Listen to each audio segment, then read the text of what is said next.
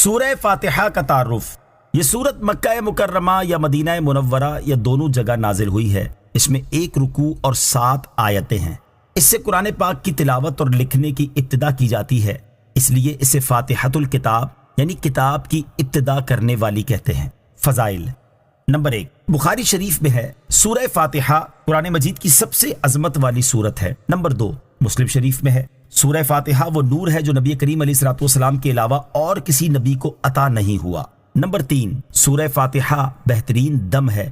بخاری اور ابو داؤد کی احادیث میں ہے کہ صحابہ کرام رضی اللہ تعالی عنہم نے سانپ کے ڈسے اور جنون کی بیماری میں مبتلا شخص پر سورہ فاتحہ پڑھ کر دم کیا تو اسے زہر کے اثر اور جنون کے مرض سے شفا مل گئی۔ خلاصہ مضامین، اس صورت میں اللہ تعالیٰ کی حمد و ثنا، عظمت و شان اور اوصاف کا بیان، اللہ تعالیٰ کے حقیقی معبود اور حقیقی مددگار ہونے کا ذکر اور صراط مستقیم پر چلنے کی دعا مانگنے کی تعلیم ہے۔ مسئلہ، نماز میں سورہ فاتحہ پڑھنا واجب ہے۔ امام اور تنہا نماز پڑھنے والا اپنی زبان سے سورہ فاتحہ پڑھے گا جبکہ مقتدی امام کے پیچھے خاموش رہے گا، اور جہری نماز میں اس کی قراءت بھی سنے گا۔ اس کا یہی عمل پڑھنے کے حکم میں ہے۔ تسمیہ۔ بسم اللہ الرحمن الرحیم۔ اللہ کے نام سے شروع جو نہایت مہربان رحمت والا ہے۔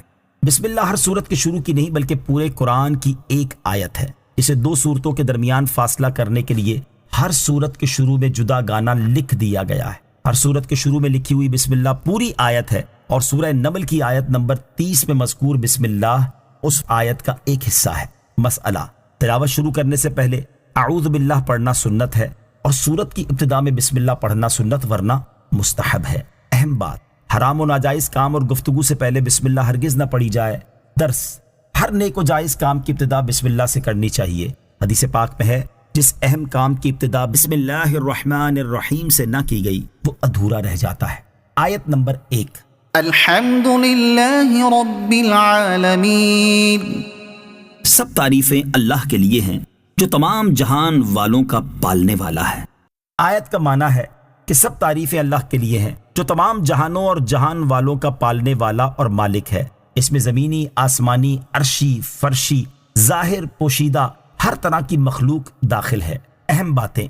نمبر 1، تمام تعریفوں کا حقیقی حقدار اللہ تعالیٰ ہی ہے، کیونکہ اپنی ذات و صفات میں تو وہ خود ہی کامل ہے جس پر وہ حمد کے لائق ہے۔ بقیہ مخلوق کے جملہ کمالات میں بھی حقیقتاً تعریف کا مستحق اللہ تعالیٰ ہی ہے کہ سب کمالات اور خوبیاں اسی کی عطا کردہ ہیں۔ نمبر 2، حمد کا عام معنی ہے کسی کی اختیاری خوبیوں کی بنا پر اس کی تعریف کرنا۔ نمبر 3، لفظ اللہ اس پاک ذات کا عظمت و برکت والا نام ہے جو کمال والی تمام صفات کی جامع ہے۔ نمبر 4، لفظ رب کے کئی معنی ہیں جیسے آقا، مالک، پالنے والا وغیرہ، اور یہ تمام معنی اللہ تعالیٰ پر مکمل طور پر سچے ہیں۔ نمبر 5، العالمین عالم کی جمع ہے۔ اللہ تعالیٰ کے علاوہ ہر موجودہ چیز کو عالم کہتے ہیں۔ یہاں جمع کا لفظ العالمین اس لیے ہے کہ اللہ تعالیٰ کی ہر مخلوق کو ایک الگ جہان بولا جاتا ہے۔ فضیلت، کلمہ الحمدللہ کی بہت فضیلت ہے۔ حدیث پاک میں ہے الحمدللہ میزان کو ثواب سے بھر دیتا ہے۔ درس، اللہ تعالیٰ کی حمد کرنا نبی کریم علیہ الصلوۃ والسلام کی سنت اور اس کی بہت فضیلت ہے۔ مسلم شریف میں ہے اللہ تعالیٰ بندے کی اس بات سے خوش ہوتا ہے کہ بندہ کچھ کھائے تو اللہ تعالیٰ کی حمد کرے اور کچھ پیے تو اللہ تعالیٰ کی حمد کرے۔ آیت نمبر 2۔ الرحمن الرحیم۔ بہت مہربان رحمت والا۔ رحمان اور رحیم اللہ تعالیٰ کے 2 صفاتی نام ہیں۔ رحمان کا معنی ہے نعمت عطا کرنے والی وہ حقیقی ذات جو بہت زیادہ رحم فرمائے، اور رحیم کا معنی ہے بہت رحمت فرمانے والا۔ اہم بات، لفظ رحمان اللہ تعالیٰ کا خاص نام ہے، کسی دوسرے کے لیے نہیں بول سکتے۔ بعض لوگ عبد الرحمن کو رحمان بول دیتے ہیں، یہ حرام ہے، جبکہ رحیم کا لفظ دوسروں کے لیے بولا جا سکتا ہے، جیسے ہمارے آقا علیہ الصلوۃ والسلام کا ایک نام رحیم بھی ہے۔ اللہ تعالیٰ رحمان الرحیم اور رب العالمین ہے، اور ہمارے نبی صلی اللہ تعالی علیہ وسلم رؤوف الرحیم اور رحمت للعالمین ہیں۔ درس، اللہ تعالیٰ کی رحمت بہت وسیع اور اس کے غضب پر غالب ہے۔ بخاری شریف کی حدیث قدسی ہے کہ لوح محفوظ میں لکھا ہے میری رحمت میرے غضب پر غالب ہے۔ آیت نمبر 3۔ مالک یوم الدین۔ جزا کے دن کا مالک۔ فرمایا کہ اللہ اس دن کا مالک ہے جس میں بندوں کو ان کے اعمال کی جزا دی جائے گی۔ اہم باتیں۔ نمبر 1، جزا یعنی بدلے کے دن سے قیامت مراد ہے، جس دن ایمان و کفر اور نیکی و گناہ کا بدلہ دیا جائے گا۔ نمبر 2، اللہ تعالیٰ اگرچہ دنیا و آخرت دونوں کا حقیقی مالک ہے، لیکن یہاں قیامت کی ملکیت کا بطور خاص ذکر اس لیے ہے کہ اس دن کسی کی ظاہری ملکیت بھی نہیں ہوگی، جیسے دنیا میں تو ظاہری ملکیت مخلوق کو۔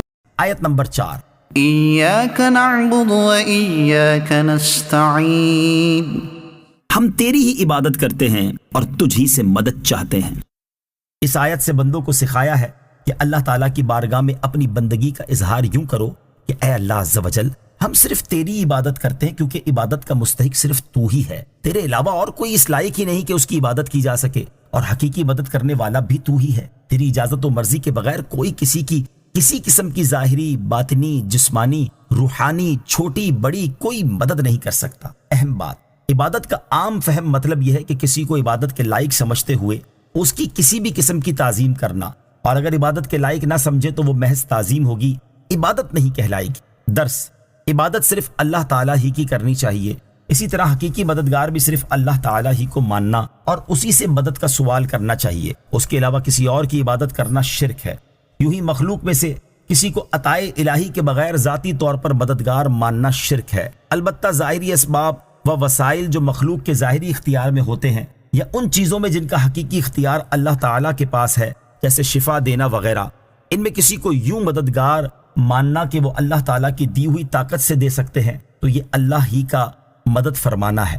جیسا کہ قرآن پاک میں ہے کہ حضرت عیسیٰ علیہ السلام نے بیماروں، مادر زاد اندھوں، کوڑ کے مریضوں کو شفا دی، اور حضرت جبریل علیہ السلام نے پاکیزہ بیٹا دیا۔ یوں ہی بخاری اور مسلم اور دیگر کتابوں میں حدیثیں موجود ہیں کہ حضور علیہ السلام نے مریضوں کو شفا پہنچائی، کھانے پینے میں برکت دی وغیرہ۔ آیت نمبر 5، اهدنا الصراط المستقیم۔ ہمیں سیدھے راستے پر چلا۔ فرمائے کہ یوں دعا مانگو، اے اللہ، تو نے اپنی رحمت سے ہمیں صراط مستقیم دکھا دیا، اب اس راستے کی طرف ہماری ہدایت میں اضافہ فرما اور ہمیں اس پر ثابت قدم رکھ۔ اہم بات، صراط مستقیم سے مراد رضائے الہی کا سیدھا راستہ ہے، جس پر تمام انبیاء کرام علیہ السلام چلے، اور اب یہ اسلام کا وہ سیدھا راستہ ہے جس پر صحابہ کرام علیہ رضوان، بزرگان دین، علماء و محدثین اور ائمہ و مجتہدین چلے۔ نئے نئے راستے دکھانے والے صراط مستقیم سے دور ہیں۔ درس نمبر 1، سیدھے راستے پر ثابت قدمی اور ایمان پر خاتمے کی دعا مانگتے رہنا چاہیے کہ نجات اسی پر موقوف ہے۔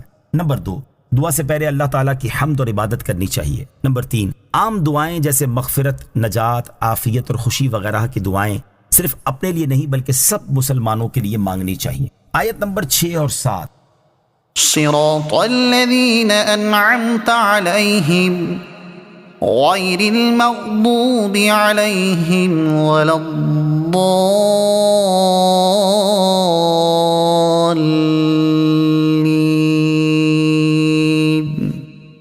ان لوگوں کا راستہ جن پر تو نے احسان کیا، نہ کہ ان کا راستہ جن پر غضب ہوا اور نہ بہکے ہوئوں کا۔